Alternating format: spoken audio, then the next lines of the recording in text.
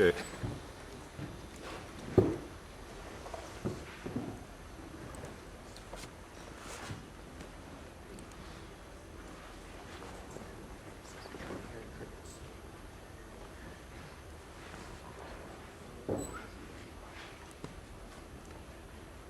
Is this thing on? Yes,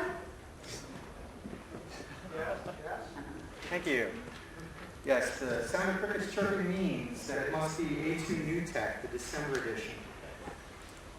Can I get the hands, please, of the A2NewTech organizers who made this massive party possible? Yes. It's all good. We all have a job to do. Your job is to applaud us. Welcome to the last A2NewTech of 2010, and what an amazing year it's been. We have had, how many companies present, Roger? 10 times 5, I don't know. A lot. We've had a lot of, thank you, that's good scientific. A lot of companies present. We've had some smiles, we've had some tears, we've had some songs. But mostly what we've had is edifying questions and answers from an audience of tech entrepreneurs. Give yourselves a big hand. It's really all about you. Today we have 3 awesome 5-minute presentations. The format for those of you who are newbies. All right, let's give them a hand. 5 minutes. In 5 minutes, you can cover anything about your startup. You can cover the database architecture. You can cover your go-to-market plan. You can cover your finance. Doesn't matter. You get 5 minutes to do a chalk talk about your tech startup. And then, for the fun 5 minutes, we ask them hard questions. The harder the question, the funner the minutes. So that's your job. Our first one up is the Sundance Award-winning composer of the orchestral score to the hip-hop film Slingshot. You think I make this shit up? He did it. Vaughn Taylor is here to talk about SplinkMe. SplinkMe is a sponsorship platform for influencers and trendsetters. And I got to tell you, I really hope that his startup goes really high, because otherwise he's just going to have to go back to making scores for hip-hop films. Let's give it up for Vaughn Taylor. Or you might want to fill for a minute. Or I'll fill for a minute, yeah. Can I wait until between the sessions? Do I have to do it before? I know you want to. Let's try this again. Let's give it up for Vaughn Taylor.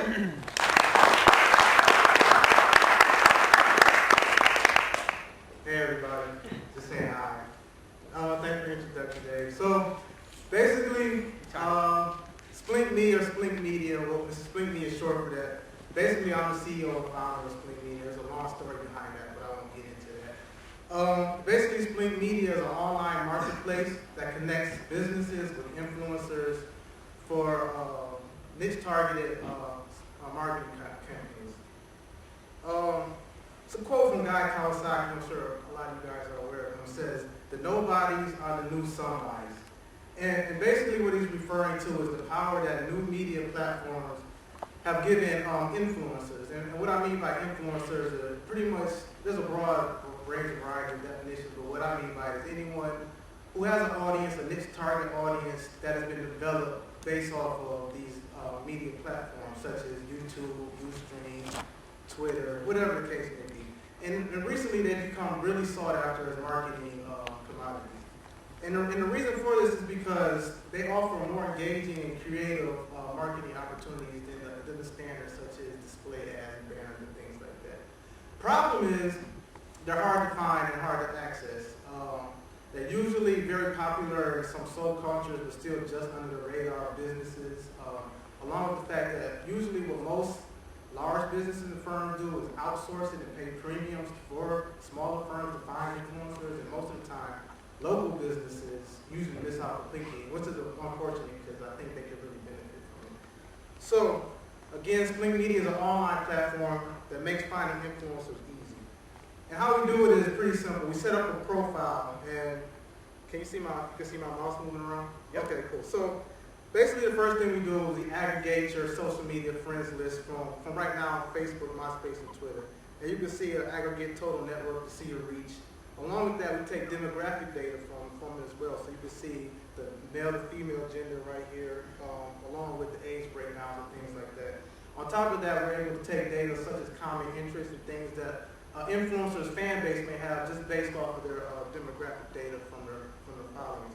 So what does that do is it allows businesses to search for influencers solely off of demographic data. So if I'm a business, I have no idea what influencer I want, but I know what my target demographic is. You can type that in and find influencers who match that target demographic.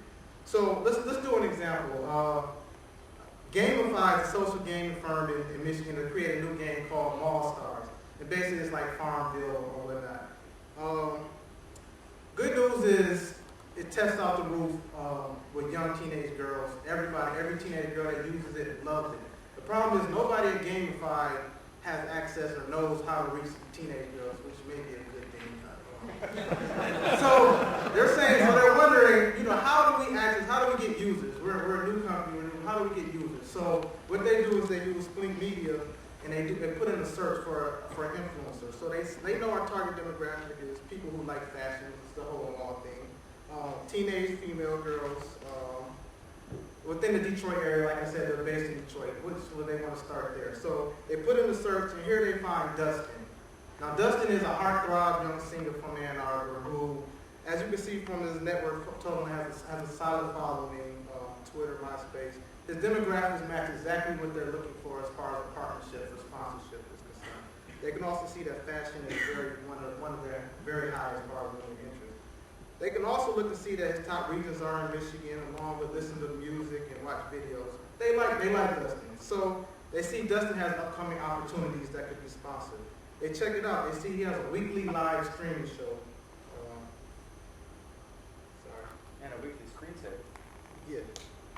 And so they see certain information about it. For example, it has about an average of 8,000 viewers per week. And he's offering product placement at his next one for about $400. So Gamify says, great, this is a great opportunity. Let's have Dustin challenge his viewers on his next Ustream to play the game, Mall Stars. They do. Thousands of young girls are playing Mall Stars now. It takes off. Great thing. Gamify obviously is happy. Dustin is happy because he gets a new revenue stream. Fans are happy. They're playing with their favorite stars in new and engaging ways. And Splink Media is happy because we take a small percentage of that transaction. Basically what we're asking for, that's an overview of Splink Media. There's so much more that I wish I could get into, but I can't. 5 minutes is 5 minutes. Basically what we're looking for is anybody who's an entrepreneur here who wants to use us as a case study. We're looking for case studies. That'd be cool. That'd be fun. Anybody who's interested in working with us, talented people, want good, honest feedback, as well as anybody who's been through something similar or has any kind of guidance, just let us know. We plan on launching in about a month. There's a lot more cool stuff, but this is just the basic overview. So that's my presentation.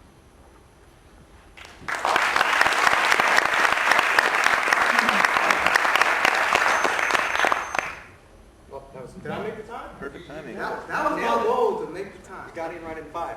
All right, Q&A for Vaughn. I got one for you. How do you make money? You told me you get a little bit off the transaction. Is that your only revenue stream? That's our only revenue stream for right now. We also have a lot of cool pilots that we're building out that will be offering for a service fee. So you're not going to do representation. You're not going to have your own talent. No, we don't. We want to make it scalable. Doug? One of the challenges is setting a new marketplace is getting both sides of the transaction to meet up.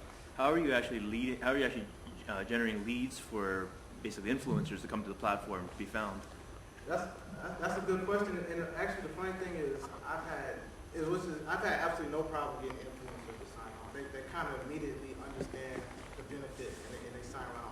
Now, if you mean like how am I reaching them and getting in contact with them, as I said earlier, I have some contact as far as music is oriented, and pretty much one person. I have a large network and can pretty much set up a marketing campaign when I'm ready to press the button and then just spread across a wide scale of areas and things. And influencer. Influencer. And on top of that, influencers are actually very interested in just this basic demographic data. They will sign up just to see that demographic data. That's a cool dash. Right here. Is there any sort of vetting process for the influencers? Do they have to have upcoming events, or is it just based on the Twitter, Facebook metrics? As far as how they're found. Right. What qualifies them? So okay, there's a list, there's a query. So you're able to go through. Say I'm a sponsor, I'm looking for somebody. I type in my demographic objective, and ideally there's a list of whoever matches those demographic qualifications. Then you're able to look at their profiles and see if they make a good match for you. Listen to their music, check out their links and things of that nature. In the back?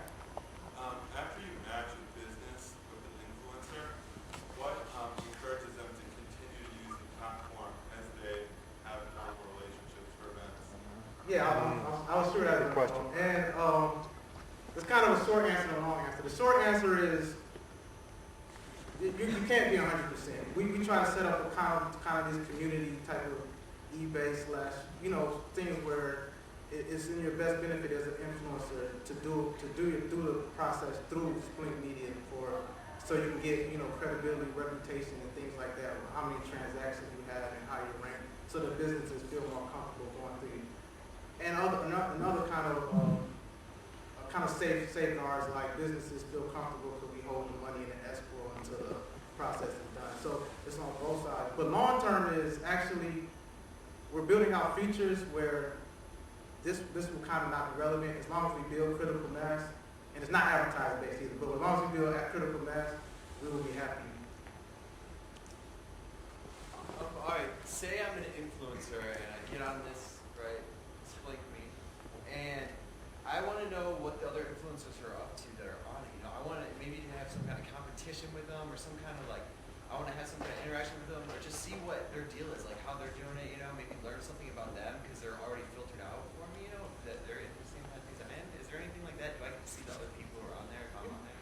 You can browse profiles, which is something you can do, and you can check out other people's profiles. Is that what you mean? Oh well, because you charge for people to find out, all right, who these influencers are, right, and how can I get in contact with them. So, what part of it's private? What part of it, are you actually charging for? And if I'm an influencer, do I get to learn more about being an influencer from other influencers? Yeah, you can. That's completely open. The browsing profiles and checking out other people and what they're doing is completely open. The only thing we charge for is when the actual process goes through. When Gamify pays Dustin $400 for his service, then that's when we charge. But other than that, pretty much everything is open. It's transaction based. All right, two more questions, both over here. Hi, I Let's get in wonder, this. do you niche All right. businesses? I'm sorry. No, you're good. Is there somebody behind me? No, go ahead. Do you, we target SEO companies and law firms, or would we be able to search influencers by it's not necessarily demographic based, although ours are older generally. Can we search by business, niche business? As far as I'm not. Like if we wanted to find influencers, say in bar associations, or influencers that are really active, not just in social media, but with SEO companies. Not to say what we do offer is you know what common interest the influencers have. So if you're within the bar association, it may come up that these are common interests that within their followers. You can search for those certain keywords and terms. Last question. Sorry, I missed the beginning part of the presentation, so if you explain this, I apologize. What qualifies an influencer? What actually makes an influencer? As far as is there any kind of Twitter followers, or is there a certain kind of rating or anything like that? Or what is the criteria you use? It's open. It's rather open. But what we allow businesses to do is to search by a certain network problem. Sorry, I don't mean finding. I mean for you to find the people that are the influencers in the system. What would make me an influencer? If you have a following, pretty much. Is it like a certain number of? No, there's no certain criteria. I'm saying it's open. It's pretty open. Vaughn Taylor, Splink.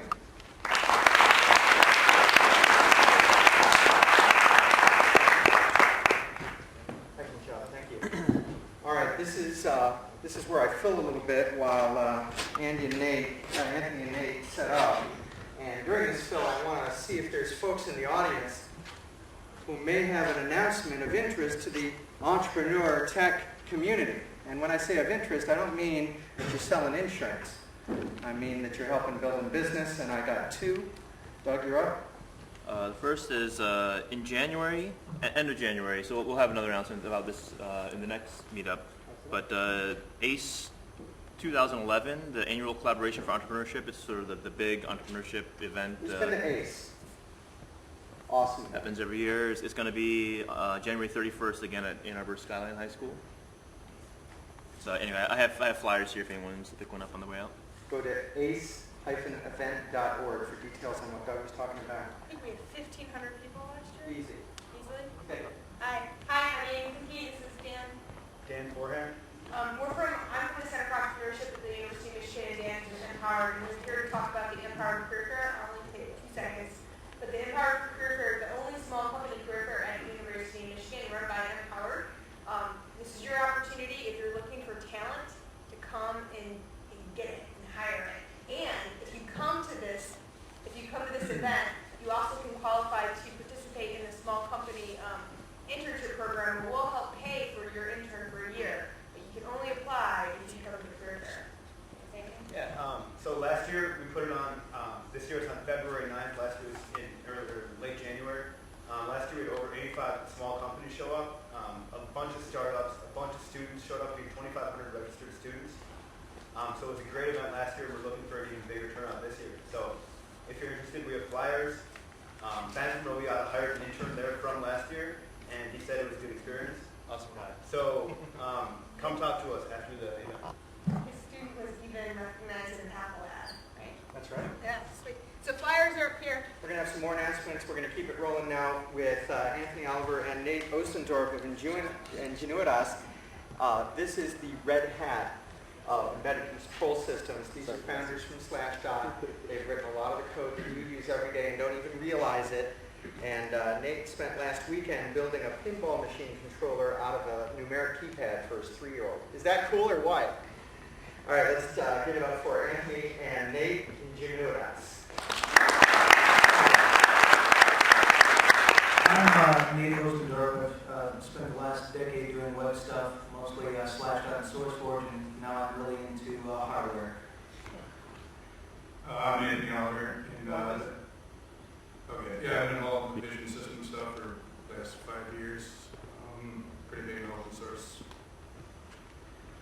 And we believe that the future of industrial computing is open source software. Our mission with Ingenuitas is to deliver open innovation to the industrial marketplace. We want to do this by providing turnkey solutions at a very low initial cost, much lower than what's on the proprietary market at this point. Not only do we want to deliver commodity solutions, but we want to treat these solutions like a computer network. We want to manage the information that comes out of these components in the automation process. And we want to do this by providing cloud services that replace the custom IT development that happens from site to site to site in the manufacturing industry. To do this, we surveyed 4 different areas of automation technology. We looked at what open source technology is available. There is open source in all of these categories. And we looked at what customers wanted. We found that remote sensors and vision inspection had the most mature open technology and the largest communities around that technology, but the best opportunity was in vision inspection. Vision inspection is a $1.5 billion a year industry, and it's going up and up and up since the rebound in auto investment. So we've decided that we're going to build a very low-cost, open-source smart camera. We want to leverage the large community of open-source vision enthusiasts. If any of you have seen what people have been doing with the Xbox Kinect in open-source software, this is a good example of that. We can harness mature open-source vision software libraries like OpenCV, which has been around for 10 years. It's been used by companies like Intel and Google. And we can enjoy many, many options for hardware platforms because we want to run on a Linux base. We can upgrade our systems, we can change our designs, and we can still keep our software relatively the same. The other thing is that there's one giant entrenched competitor in the vision market, and that's Cognex. We want to piggyback on the marketing for their Cognex Checker, which is their lowest end offering. So Cognex is basically like the Microsoft of the the vision industry, and we're kind of planning to try to break that barrier down. Our first product is going to be called the Suter. Basically, open hardware and software. There's a lot of open source software, not so much hardware side for processing. We're looking at about a target price point of about $1,000. We're looking to recoup some of the money based on services and support, that sort of thing. It's way lower than price point for a standard grayscale Cognex camera. It's like bare minimum $5,000. That's before, that doesn't include hardware, cables, anything. Also, like web-based configuration for the cameras.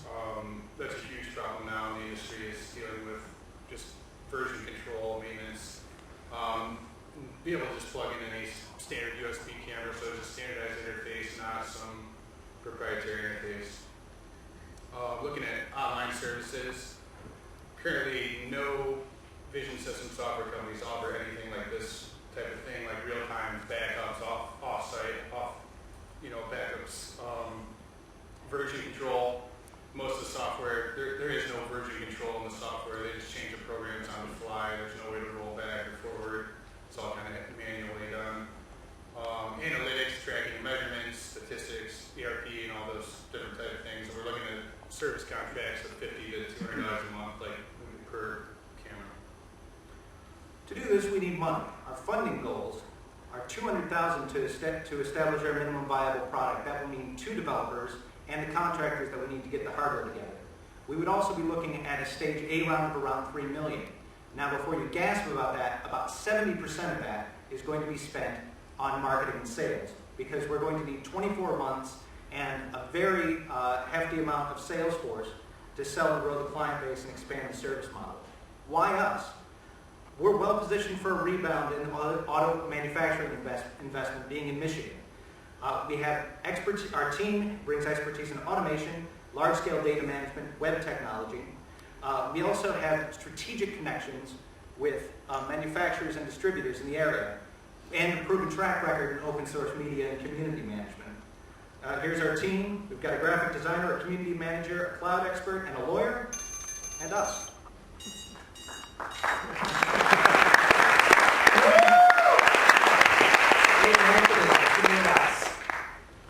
I love it when you find an unmined sector of technology and just apply all of the great stuff that you already did in open source to that sector.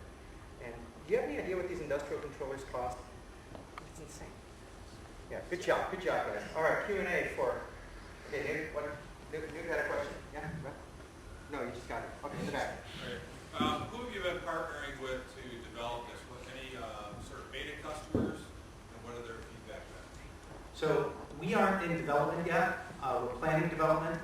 We have some leads on beta customers who would essentially put our systems in redundant with their existing systems. If you want to talk names, maybe we could chat afterwards. Back here. So if it's a cloud computing service, how would the customization occur? If your clients want some kind of customization, how would that be? So the software is still running on the camera. The types of services that we're offering are services like version control, backups, and data management. The cloud services would not necessarily be customized. These are services that track the information from the cameras and can manage the state of the cameras. The customization still happen on the cameras.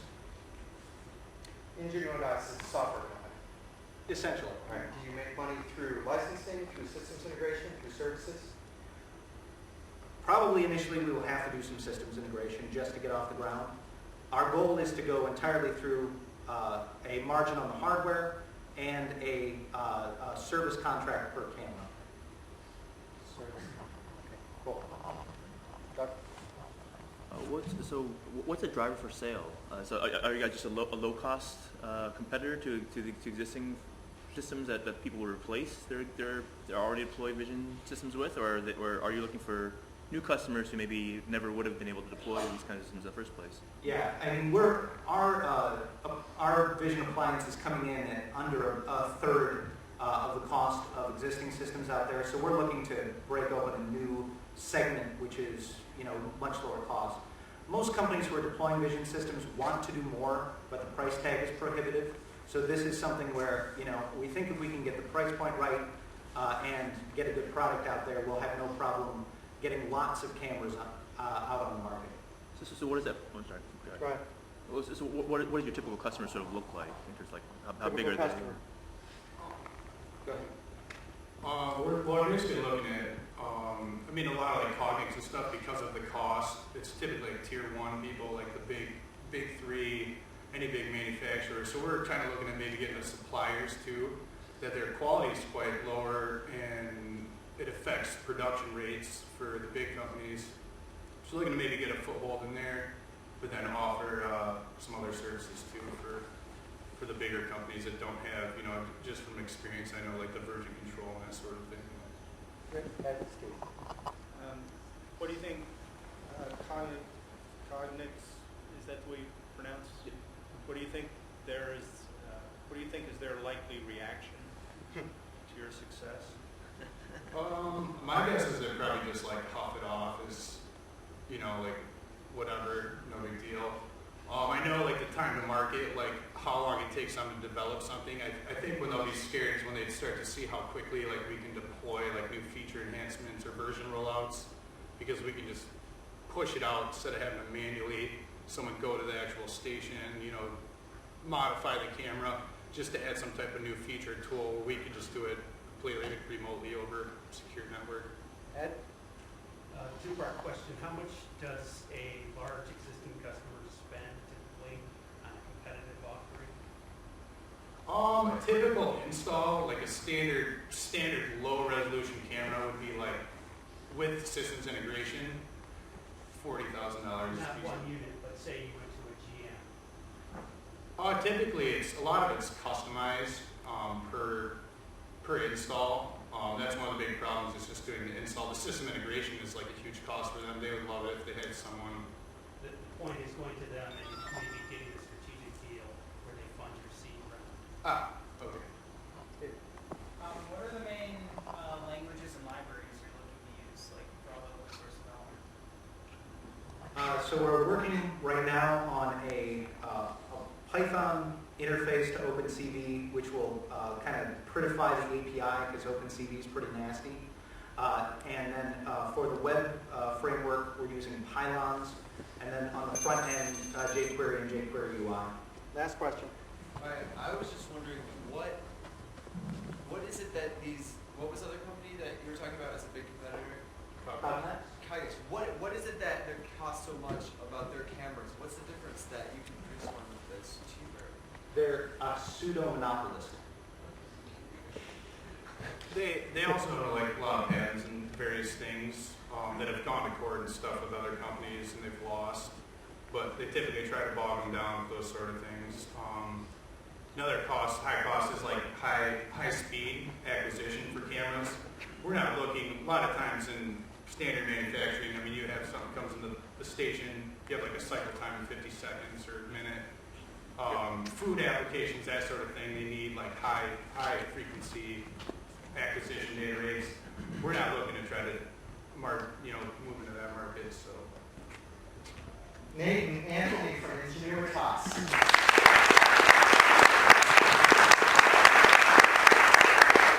Additional announcements for the tech entrepreneurial community, right here. Yeah, hi. My name is Zach. I work at a company called Lark, and basically we let you chat live with the customers to your website.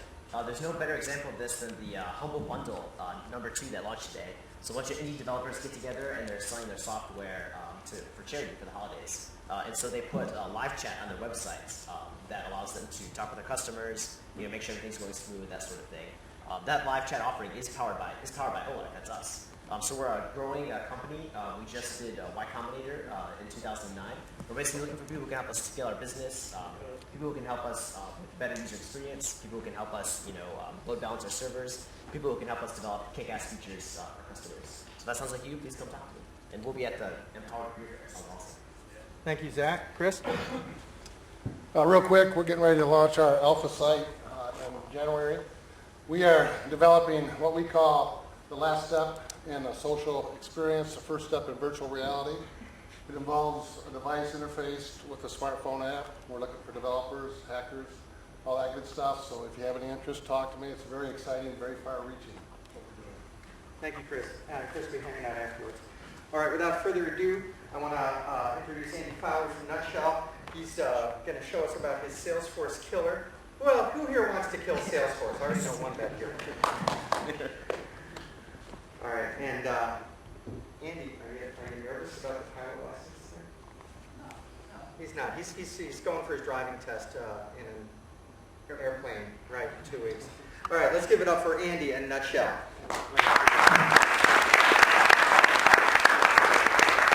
Thanks. So my name is Guy. This is Andy from Nutshell. We're going to show you just a little bit about what we believe is the next generation CRM. Cool. So we put together this CRM. We've been working on it for over a year now, and just what we want to cover quickly here, we'll do a quick demo. But before I get started on that, one of the key things that we focused on when we started development and throughout the whole development process was that this application was going to be cross-platform by design. So what that meant is from day one, we needed an API to allow our mobile applications to speak with the web application. So this is just a quick diagram of what we've got here. The cool thing is that rather than building an API, when we launch and say, oh, you've got to build an API for all of our customers who want to use it, we started using our own API to our own software internally. So the iPhone app that we released with our CRM uses that API. Our billing software uses that API. So from day one, we were able to test what we were doing. So that's sort of how mobile influenced our design. We also focused really heavily on the user experience. We've got a great user experience guy who's actually in London, and we've been able to work with him. We started with these sketch states, we worked up to wireframes, and we've come up with a pretty classy design, I think, and we're really proud of what we've got. So this is the final interface here. One of the things that was pretty interesting along the process, as we were developing the iPhone app in parallel with the web app, is that we actually learned that a lot of the metaphors in the iPhone can apply to the web too. So interestingly, we actually took some stuff back and migrated it back to the web. We'll show you that in a demo. Yeah, exactly, and that's what we're going to jump right into here. So we'll go through just the process of creating a brand new lead. And so this is just... So we want to show you just how easy it is. I mean, we got a call, came in, we need to create a lead. And it's a pretty exciting company, so we're going to add an account. This is not somebody we've talked to before. It's Playboy, they called us, and they're interested in CRM services. So we'll go ahead and add in Playboy there. I think you know the web address, right? Perfect. So we've already added an account on the fly, and it couldn't be any faster or easier than that. It was Hugh that called, so we'll go ahead and add in Hugh Hefner as a contact, brand new contact to the Nutshell system. You can see we're searching for existing contacts all along the way. So we're doing some de-duplication. And of course, we know Hugh works at Playboy. He works very hard all day long.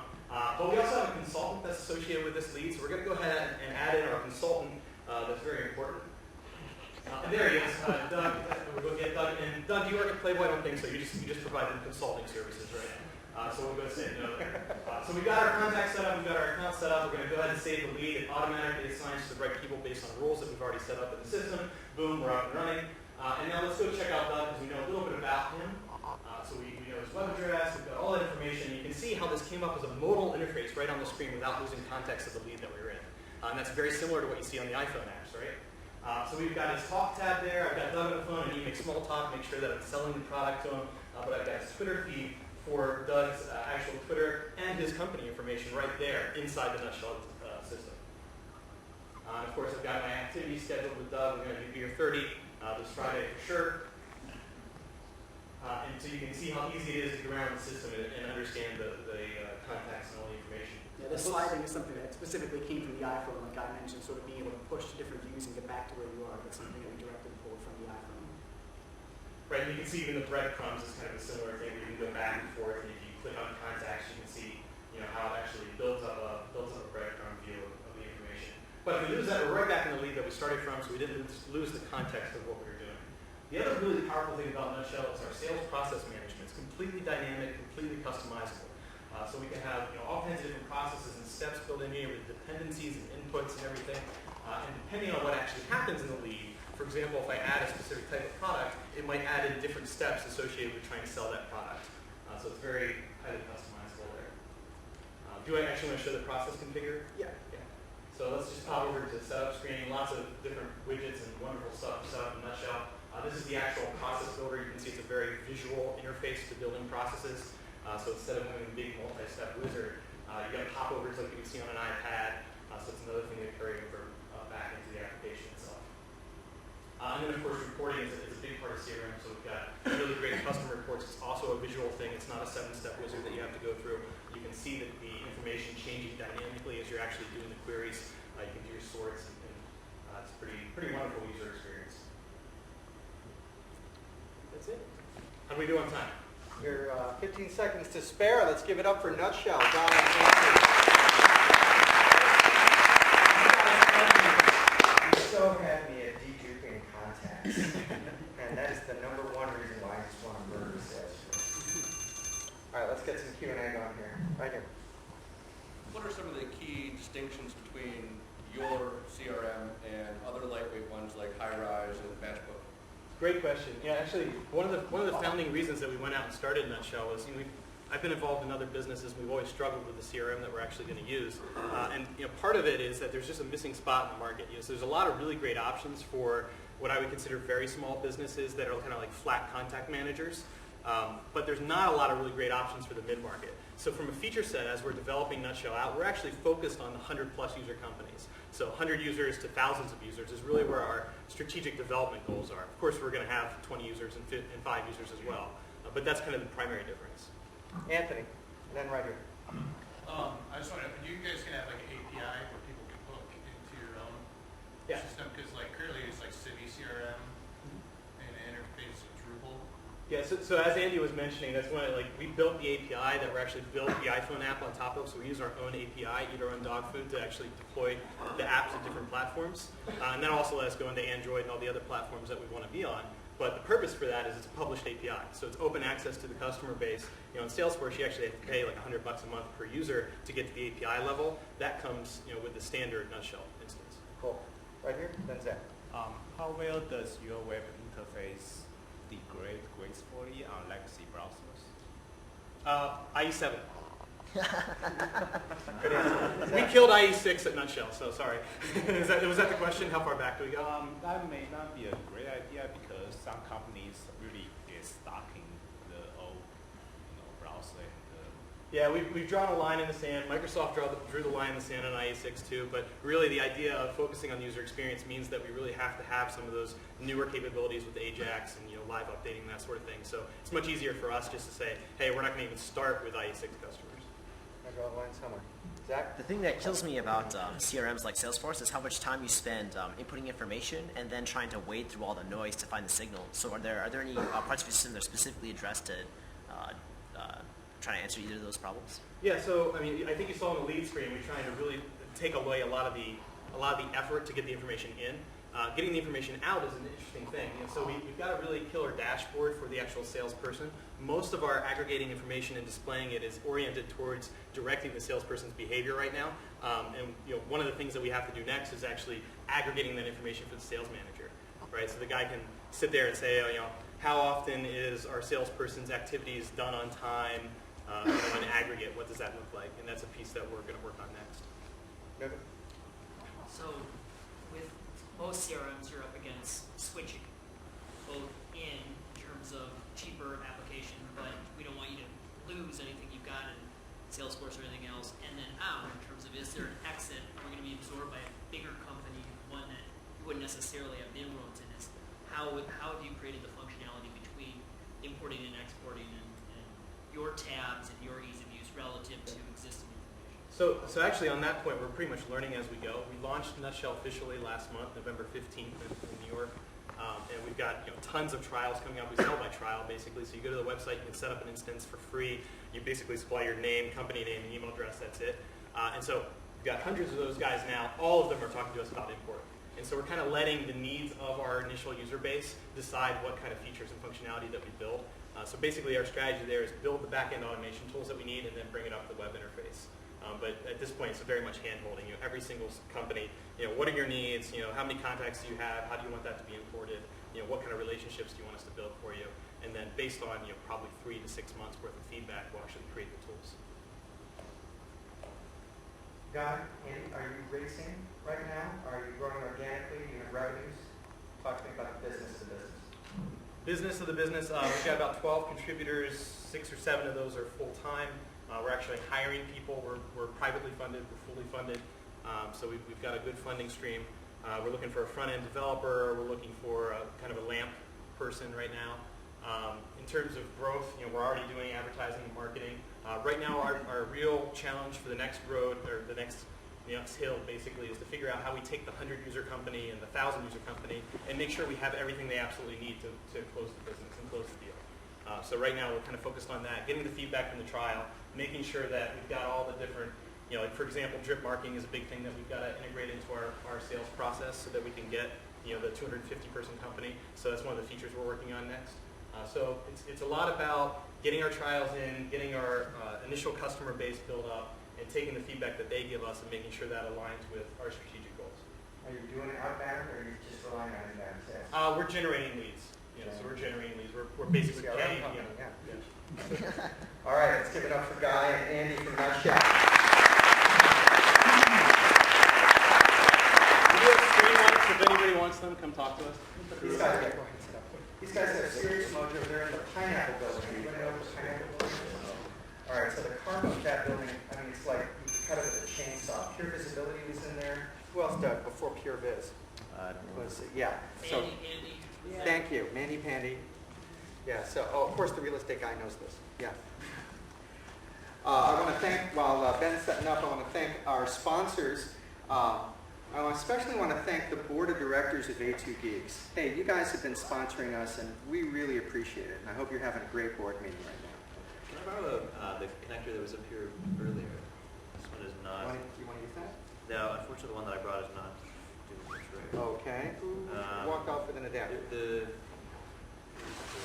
All right. Well, Ben gets that set up. I want to thank HP AMD and their ProBook campaign for underwriting entrepreneur meetups, new tech meetups like ours. I want to thank also the alphabet soup of ZLI, CFE, and OTT. Anybody know all those? Yeah, that's the Zell Lurie Institute for Entrepreneurial Studies at the Ross School of Business for giving us this gorgeous room in their Entrepreneur and Venture Club. I want to thank the Center for Entrepreneurship. That's our original home, and we are represented by our board member, Amy, who disappeared or is in the back and hiding from the dishes. And the Office of Tech Transfer, Wes Hofstetter, is usually sitting over there somewhere, heckling, but he's not today. I want to thank the law firm of Safford and Baker for their continuing support of the Ann Arbor entrepreneurial community. These are a couple of really, really great lawyers who understand technology. And then Rackspace. Rackspace has also been a supporter of ours. And I want to say thanks and goodbye to GE. You're not supporting us anymore, but it was fun while it lasted. All right. Who here does not know the Mobiata story? Good, because you're about to hear it. Ben was here just a year before he did a deal that you're about to tell us about to present to this very audience. Every one of us was there. It was an audience very much like this one. Ben is going to break format. He's going to talk for 10 or 15 minutes. He's going to tell an extended story, and if it doesn't answer your questions about Ann Arbor entrepreneurship, the kind of soup to nuts, cradle to grave, birth to liquidity event, then you hit him with good questions afterwards. We'll be up for some Q&A. Let's give the warmest of welcomes to our valedictory, Ben Kazez.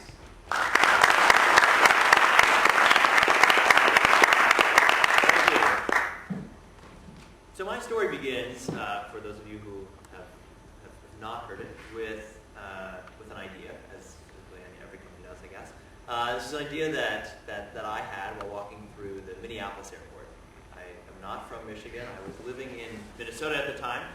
And my thought was, isn't it annoying to have to look at flight boards in order to figure out the status of a flight, in order to figure out what gate you need to be at? Isn't it frustrating to have to pull out a boarding pass every couple of minutes if you're like me and can't remember a flight number? And shouldn't there be something better? And so at the time I thought, well, I have an iPhone in my pocket, and that iPhone has a Notes app on it. And so I pulled out the Notes app and typed in my flight's gate number, and that kept my boarding pass from getting crinkled, but I thought there must be something cooler than that. So long story short, ended up creating an app called Flightdrag. I spent $100 for an Apple Developer Connection membership, which felt like a fortune, and launched it on the App Store. tons of user interface sketches, tons of Photoshop iterations, and lots of coding during evenings and weekends while I was working as a software engineer for a dictionary software company. The result was Flightdrag, an app to give you live flight status, tell you where your plane is, the gate, it'll actually give you delay forecasts and a host of information to make air travel a little bit easier. And within a couple of days of launch, after doing some emails and press releases to Mac and iPhone and iPod news sites and things like that, and contacting folks at Apple who I knew from my time there, it did fairly well. It made it to the top of the travel category on the App Store, and people really seemed to love it. So I was downloading the sales reports each day, and really this was completely a side project for me. I was an engineer. I'm not a business guy, and I was looking for a fun project. And I downloaded the sales numbers every couple of days, and I realized as I multiplied this out by 365 days that if this continued, which seemed like a really big if, but if that rate continued, it was going to make $1 million. And I thought, wow, it's kind of a lot of money. What am I going to do with that? So I decided after a couple months of continuing to try to turn it into a business. So during this just absolute sprint of growth over the past 2 years, well, for one thing, I moved to Ann Arbor, moved into TechArb, and had a great time working there. It was for one thing, it was free office space. For another thing, it was a lot of companies who were facing a lot of the same challenges that we were, and Matt Zamenti, who Zach knows just a bit, one of the co-founders of Lark. Yeah, that's right. And he introduced me to Jason Bornhorst and Doug Song and several other awesome people here. And so, we're totally bootstrapped, and as of the second birthday, have been featured in lots of great publications. Flightdrag itself is a top 50 grossing app, and we're not just Flightdrag anymore. Very early on, decided to expand not to apps in general, but to focus on the travel category and try to find as many ways of helping make travelers' lives easier as possible. So now we have Flightdrag, we have Hotel Pal, which will give you rates and availability for hotels. We also have TripDeck, an itinerary manager, and Flightboard, which will give you the departures and arrivals for any airport in the world. And we've also gone a little bit astray from from building products that are solely our own to building products in partnership with other companies. It's not work for hire. We share the customer, and so we're working with AirTran. We've already launched apps with HomeAway, which is that top right icon. They're the largest vacation rental website in the world, and it's been great to take the learnings and a lot of shared code and so forth that we do on the Mobiata branded apps and apply them to third-party apps. The other thing that we get is a lot of cross-promotion, so that we expect there to be a lot of downloads of an AirTran app, and our apps, our Mobiata branded apps, are listed there as well. So November 18th of this year, we got one of my favorite quotes. The New York Times said Flightdrag Pro was incredible. And if that wasn't incredible enough, something else happened on November 18th. We had heard a couple months ago from a big company in the travel space. It was a company that started on desktop web, and really didn't know how to tackle mobile. A company that owns a host of travel brands, and that each had individually tried to make some small steps in mobile. And the fact is, mobile, as anyone who has done it, it is a really different beast from desktop web. It requires a whole different set of user experience, paradigms, and design mentalities, and so forth. It's still technology, it's still code, but there's a lot there that's different, and it requires a really different approach. So the company was Expedia, and I'm told that normally the process from getting a contract to kind of an agreement to sort of working out the kinks and due diligence and all this is maybe 60 days at minimum, 30 days if you're going to be really fast. They asked us to do it in 8, which we did. At 9, I think it ended up being. We announced on November 18th at the Focusrite conference, which is the big travel industry conference where their CEO was giving a speech. It was a lot of just kind of ridiculous workaholicism, if that's a word. 8 a.m. to 1 a.m. really every day, and that was our legal team as well. And the amount of work that goes into one of these things is truly staggering. The number of data requests that they made, the amount of data we were sending them about the business was truly incredible. I think they had something like 30 to 40 people touching this deal in some major way, as well as a team of 16 lawyers. And we had 3 lawyers and 2 of us working on the deal. And so you can imagine it was kind of an interesting time. So we're now a part of Expedia. We are continuing as Mobiata, as a wholly owned subsidiary. We're going to be developing our own apps, continuing to push the product roadmaps for Flightdrag, Flightboard, and so on. And then we're also going to be able to develop some pretty awesome apps at a totally new scale for Expedia. And for those of you who don't know, Expedia actually owns Hotels.com. They own TripAdvisor. They own SeaGuru. So all these separate brands need to tackle mobile, and it's something we'll be able to do as part of Expedia.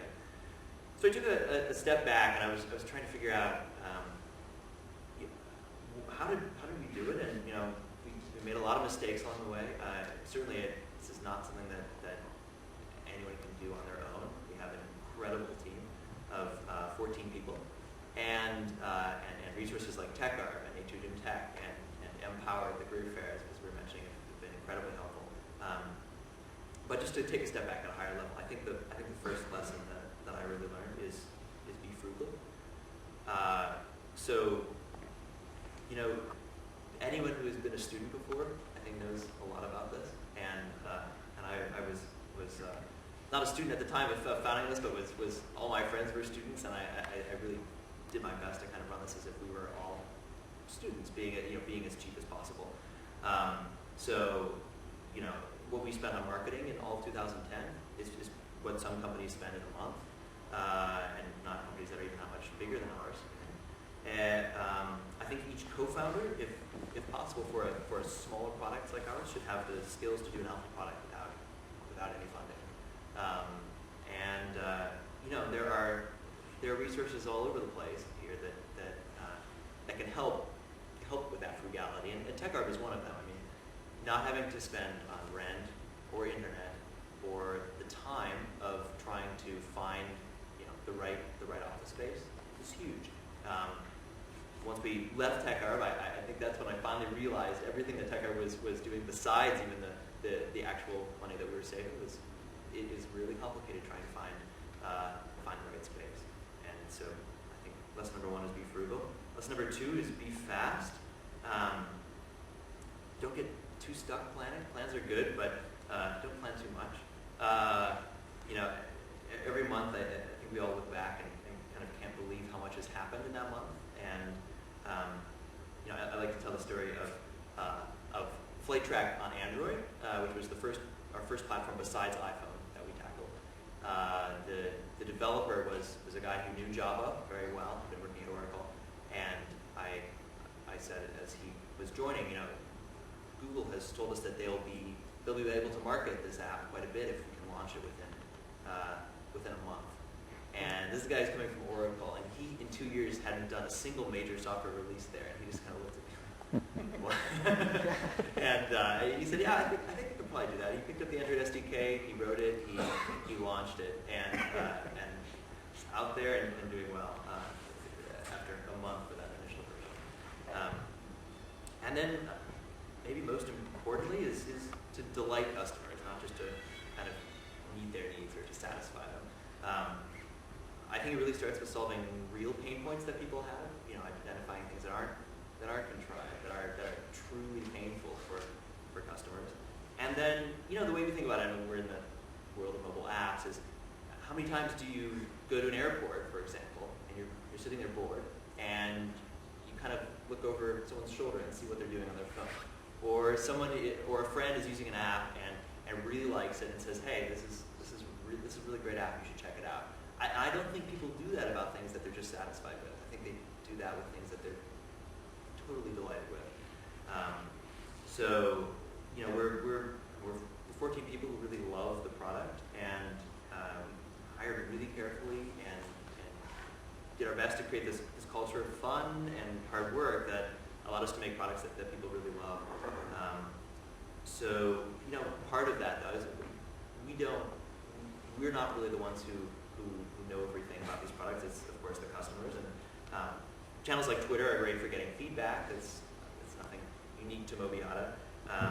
But you know what I really love is I really love hearing from users who appreciate this, and it's funny because I think people are often almost surprised when they make a suggestion, and it's a suggestion that maybe we've heard from 10 or 20 people, and we implement it in the next version, and in a month or two, you know, the feature that they asked for is actually out there. I think that's how it should be. No, maybe this doesn't apply to hardware or certain industries, but in software, I think there's no excuse for that not to be that way.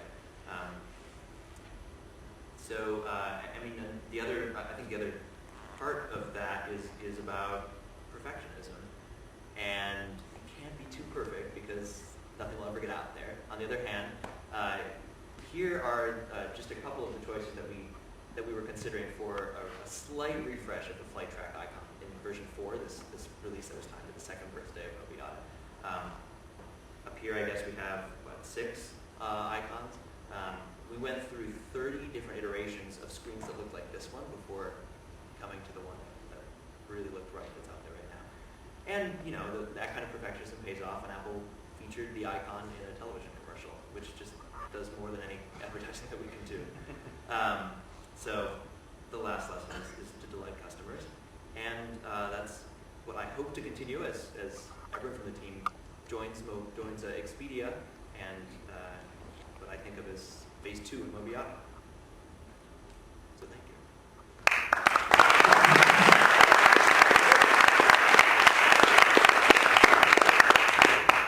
Did I just hear that Expedia has an office in Ann Arbor?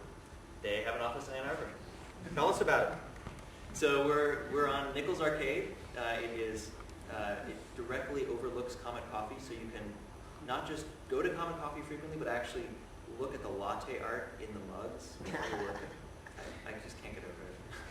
You steal my heart. I had to switch to decaf though. Well, they buy you, and now you're on decaf. No. This That's is before the acquisition. Oh, okay. With Comet Coffee right across the street, it's killer. Question. Zach. So the travel space is like, I feel it's poised to explode. You have stuff like Airbnb, JetBlue, all you can jet. Like what? I don't know if this is a question you answer, but like, what's next? How are you guys gonna like revolutionize travel? Can I chuck my laptop and then make my way around the world with just a cell phone and a credit card? Yeah, well, I think there's probably no secret to the big sort of obvious thing that Expedia is going to be doing with this. They're kind of I view them as sort of our biggest partner right now. Expedia makes money through bookings, and right now their app on the App Store, which is a very early kind of 1.0 thing, doesn't do bookings. And so there is, you know, enabling people to book hotels, flights, cars, etc. on a mobile device from wherever, and then service those bookings, I think is absolutely huge. You go to an airport and you know, with weather like this, you see people waiting in these huge lines to try to rebook canceled flights. You know, right now booking a flight on the desktop, including, you know, I think on Expedia is a pretty arduous task. I don't think there's anyone who says, oh, good, I'm really excited to book these flights. They say, I mean, laugh, but they say this in retail. People say they're excited to go shopping. Why shouldn't it be that way for flights? And I would argue, why shouldn't it be that way for flights on mobile? So, All right, so how long till my iPhone cannot just tell me where the plane is, but fly it? Get me into the airport. We're sort of working on that. Without betraying any confidential information, you described a 9-day process with 3 of your lawyers and 16 of their lawyers. Was this a diligence activity? Yeah, so the it's hard to break up where the diligence ended and kind of the agreement negotiation stuff. So my There was question not is simply, so- what were some of the difficult issues that you had to solve in that 9-day period that can be guideposts for our tech entrepreneurs? What were some of those learnings? Yeah, so having never done this before, this is really new to me, and the way these agreements are typically structured is you sort of make a lot of representations about the company that's being sold, and then provide a bunch of sort of disclosures that either back those up or that provide exceptions to what's already been represented. And you can sort of think of it like buying a car, where you expect the car to have some warranties attached. And in this case, our warranties were things like promising that we weren't violating other people's copyrights and things like that. It's not the most exciting stuff. I think I also learned that it can be, talking to lawyers all day, they are wonderful and super important people, but it can also make you so pessimistic because you're always worrying about the risk and mitigating risk and the bad side of things. So that was really where almost all the time was spent, was in figuring out what representations they were asking us to make. Were we comfortable making those representations and warranties and things like that? So that was the agreement. That was the working through the agreement. Before that, and during the working of the agreement, there was a host of due diligence questions that we probably answered. I don't know, hundreds and 700 questions about the business, and we're a simple company. I mean, we're not. It's not a complex business, so I kind of shudder to think what it takes to, I don't know, acquire PayPal. Over here, Vaughn. Did you seek out the arrangement with Expedia, or did they seek you out? They actually sought us out. So probably a year ago, folks from TripAdvisor got in touch with us and just had some conversations. And it was really too early at that point. We hadn't done everything that we really wanted to do with the company, and just kind of continued the talks this time. Here and then Andy. How do you decide? You have an idea, right? That becomes an application. When do you know that an app is going to do well, or is there a criteria where you say, yes, this is a good idea, I'll go on making it? Yeah, so the question was on the criteria for whether an app is going to do well. How do you know? My criteria is to ask Jeremy, who's our marketing guy. He's a fantastic product marketing guru who I have learned can very well, very do a very good job of predicting whether something's going to do well. And I mean, a lot of what we do is, we're a small startup. We really can't afford to do huge focus groups for every idea. And the good news is that a mobile app takes us 2 months to write, 3 or 4 for a bigger one like something like AirTran. But the risk in actually implementing an idea is not necessarily that huge, unless we're trying to be as cheap as possible. So we'll spend a lot of time kind of looking at what's out there, sort of debating whether this is actually something people are going to find useful. I think the big thing that drives almost every feature or new app that you see us do is customer input. So take Flightboard, for example. Why did we decide to do an app that will show you all the arrivals and departures for all the airports in the world? I would have thought that people would have their particular flights that are in mind that they would want to track, and to me it seems like that would be enough. We were getting all sorts of requests from users saying, "Hey, this is great to be able to track my one flight, but I want to be able to track them all." So we went out and built it. And You mentioned a little bit about the community at Mobiata. Could you expand on that and maybe sort of the division of labor there, designers, developers, marketing, what that looks like? Yeah, so there's something that I feel really strongly about, which is that all of our engineers, with the exception of maybe one server person, are all really, really product-centered or user-centered. It doesn't mean that they're all visual designers, because they're certainly not, but it means that they all really understand the relevancy of good design, and they can, if presented with a mock-up, they'll give awesome criticism, they will implement it and make it one step better. And there's really no there's no one who's sort of a missing link in that. So we have 2 designers we work with. We have I think it's 10 engineers, and then Jeremy with marketing and Jack for business development. Everything we do starts out with user feedback, and then doing some wireframes, sketches, things like that. Jason, I'm sorry, is our VP of product, and we then take that to the designers, and they'll put together some some actual pixel perfect mock-ups. We'll go through tons of iterations on those, and at all these points, everybody's involved. I think, for example, that engineers will have just a much more fun time building everything if they've been involved in the whole process. It's something I didn't love about Apple. It was very, very segregated. They do great work, but I thought we could also do great work and keep everybody involved. So at those, doing those sketches and reviewing all those mock-ups, the engineers who are going to be building the apps are involved and giving excellent feedback. I mean, they know the tech stuff better than I will, because I haven't been programming in a while, and so it's important. Did all 14 get equity?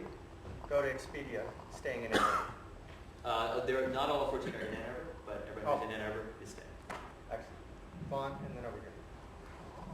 Okay, so you talked about being paralyzed by protection. You talked about that earlier. I guess my question is, how comfortable were you with your initial product? What kind of concessions did you make? Yeah, that's a really good question. So version 1.0 of Flightdrag tracked flights only within the U.S. It didn't do any international flights, U.S. and Canada. It had no gate information. It had the maps weren't, the maps that you have right now, you can pinch to zoom. This is before the Google Maps SDK came out for the iPhone, so they were static maps that were actually quite pixelated with no anti-aliasing, really ugly. But it was a really matter, I think, of trying to get over just the bare minimum things that could get people excited about this.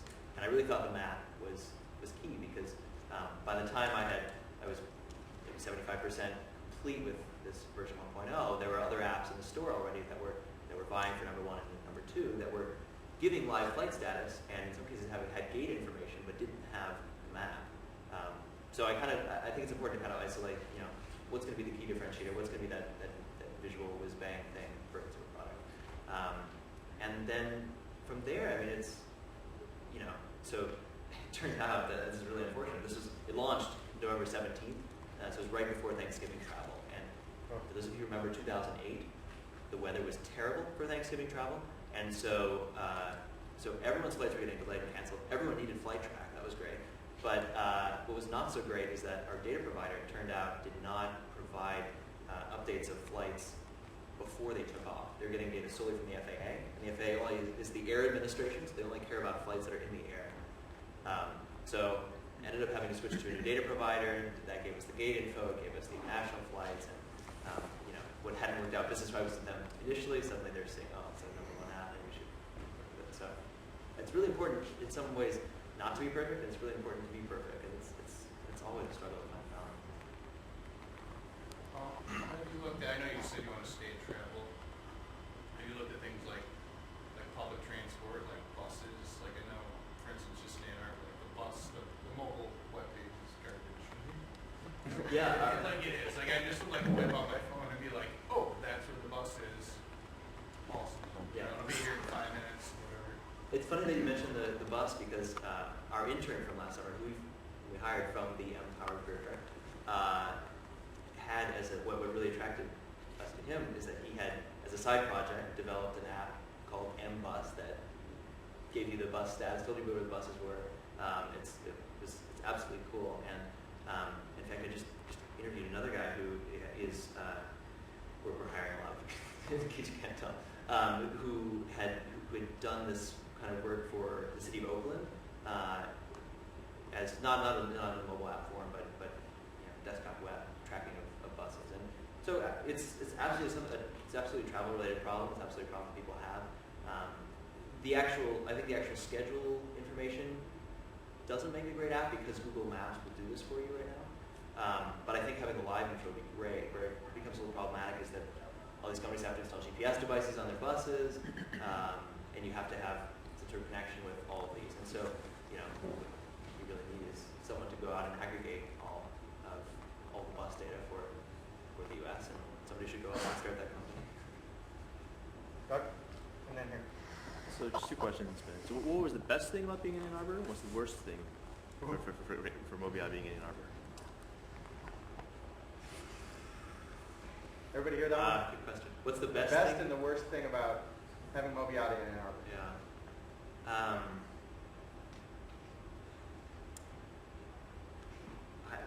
That's really hard. I have not thought about this. So both best and worst I'm having trouble with.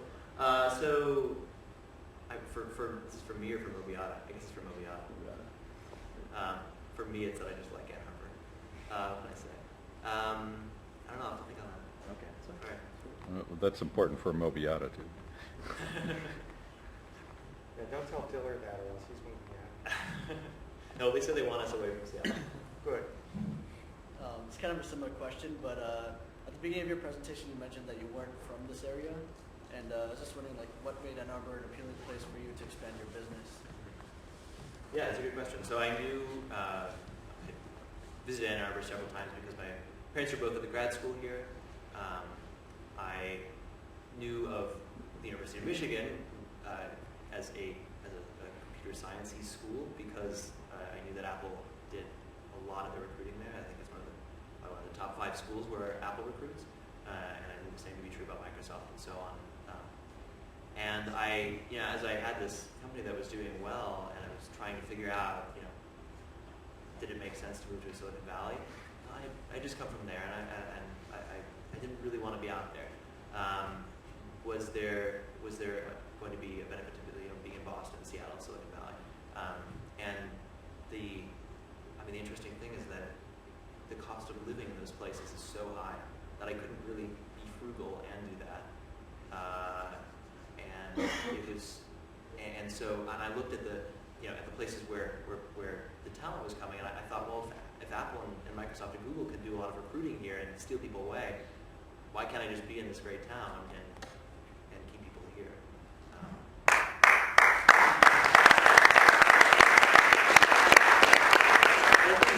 Maybe to Doug's question about the worst part, I think the hardest thing the thing that I found really hard, which turned out to be not a problem with Ann Arbor, but a problem with me, was I had a lot of trouble recruiting at the beginning, and I really had to learn how to find people. Before or after you met Doug?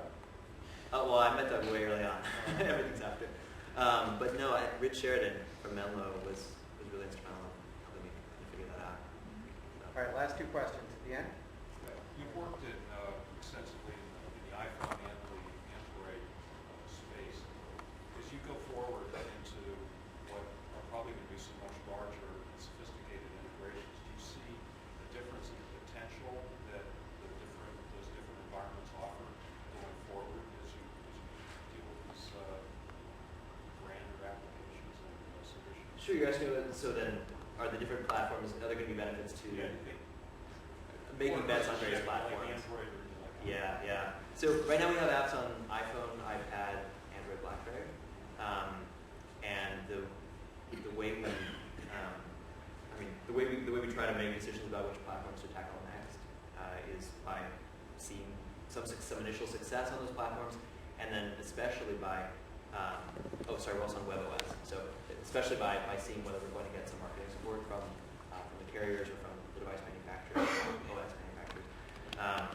So in the case of WebOS, we heard from Paul wants to grow their catalog, and they said, look, we're really weak in the travel category. Why don't you guys build Flightdrag on WebOS? So we did, and we featured on Palm.com and all that. And it's as a startup, we actually had very little success with advertising. Maybe we weren't going about it right. Maybe it's hard to have success with mobile ads for the kinds of apps that we're doing. Who knows? But getting that kind of marketing support has been really important. So we get contacted all the time about devices, Nokia and Samsung Bada was like beating down our door every other day. Come on, we want you on this platform. And I guess but if I had to give the primary thing that drives us to tackle a platform, it's the marketing support that we get. Next question. What role has intellectual property, like patents and copyrights, played in your company first initially, and then further along the line? Like how critical was it to have that covered, or was it not important at all? Or how that play? Sure, that's a good question. So initially there was really no role at all. There was no company initially either. This was really just a side project. As we kind of went on and got some, started thinking more about legal representation and starting to think in the, okay, maybe in the next 8 months we'll be talking to potential investors or potential acquirers. Started to try to kind of firm things up, and so we got trademarks for our app names.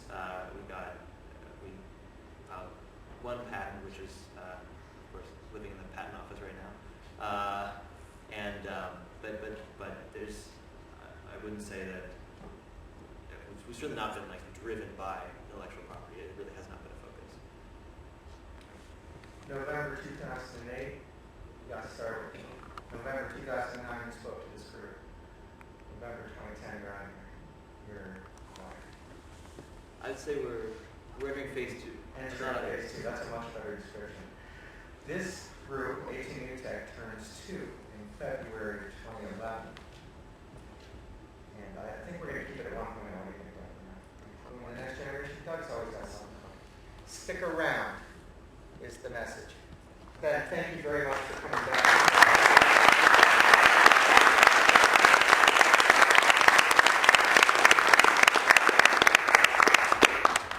It's a wrap. Thanks again for joining us at another stellar A2NewTech. If you have startups, I'll get to you. If you have startups that are just begging for a 5-minute pitch, and after you exit, you get a 15-minute pitch, then please send email to organizers@a2newtech.org. Go to www.a2newtech.org for details. I'm going to turn it over to our founder, Doug. Any announcements? I know Nancy. Oh, Nancy? Yeah. Nancy Job. Come on down. Startup weekend. We're all going. Okay. So I know that I've spoken last month, if you guys were here, I spoke about Startup Weekend, which will be taking place in Ann Arbor. It'll be taking place at the end of January from the 21st to the 23rd. And so a lot of really great things are happening. We've got some really good sponsors from the Center for Entrepreneurship, the Zelleri Institute, Ann Arbor Spark, RPM Ventures. All these really, really great companies are going to be there.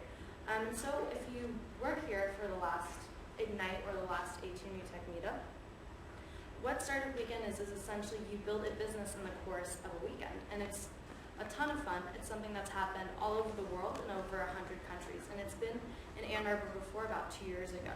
So it'll be at the Google building on the 21st, and it's a weekend thing.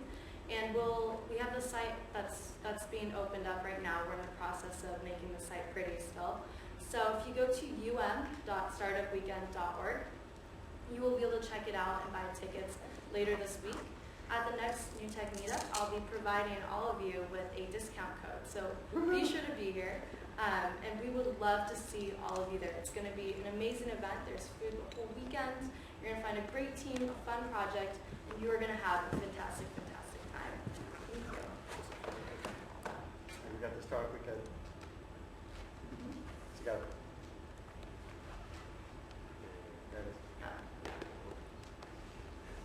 No, it's fine. So this is just it was just a visual for you guys to see when exactly it is and where it's at.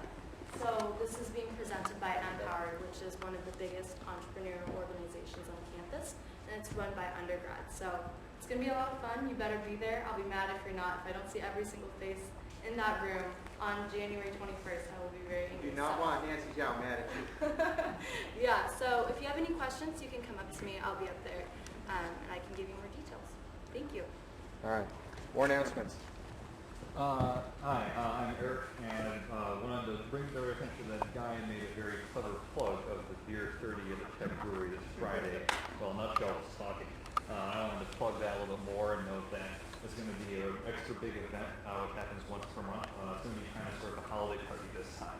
For our last big Beer 30 of the year. More or less, I think people are going to be mostly gone afterwards. So, also wanted to note that it's co-sponsored among other people by Zat2 this time. If you don't know who Zat2 is, we've been around for several years doing live internet TV. We've been working really hard recently on a new feature that's going to be pretty big. And if everything goes according to plan, in addition to co-sponsoring the event on Friday, we'll be demoing it there, which we cannot sign up to do at this event. But definitely you should come and check it out and maybe get a chance to see how it works yourself. You're such a tease. Right there. Who has an Android phone? Raise your hand. Right here. Great. I have a request of you. So we have a competition that we're participating in for the Ann Arbor Skate Park. Pepsi Refresh Challenge is a global challenge where they're giving $2 $250,000 grants to different projects throughout the world, nonprofit projects that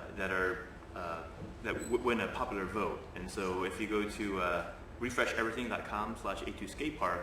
refresheverything.com/A2skatepark. You'll find the details about the contest. But we've also written some mobile apps. And so the iPhone app is actually still waiting to be approved, but the Android app is already out, and we'll auto vote for you every day of this month. It's installed in auto voting. Yeah, it's installed in auto voting on a bunch of phones now, and out of 1,094 contestants, we are number 10, I think. So if you could install those apps, and when the app is out on iPhone, install that one as well, we'd really appreciate it. Excellent. Do you have a visual for that you want to put up? No, but I have flyers. More announcements. Anthony.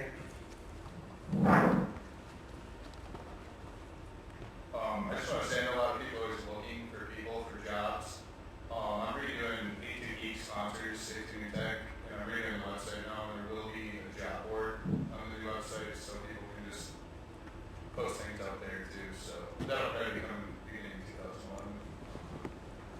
Will you consolidate both configuring and any cell stragglers? Possibly. Okay, cool. Whoever can post it. All right. Ollie? No? Yes? All right. Last announcement. Immediately following this event, a number of us are going to give us World Latino and get dollar tacos.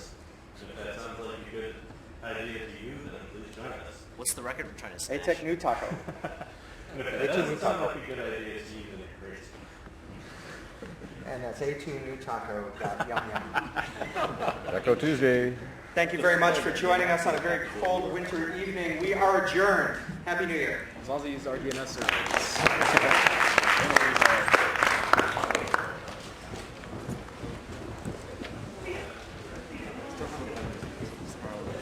Oh man, it's great. What are you doing right now?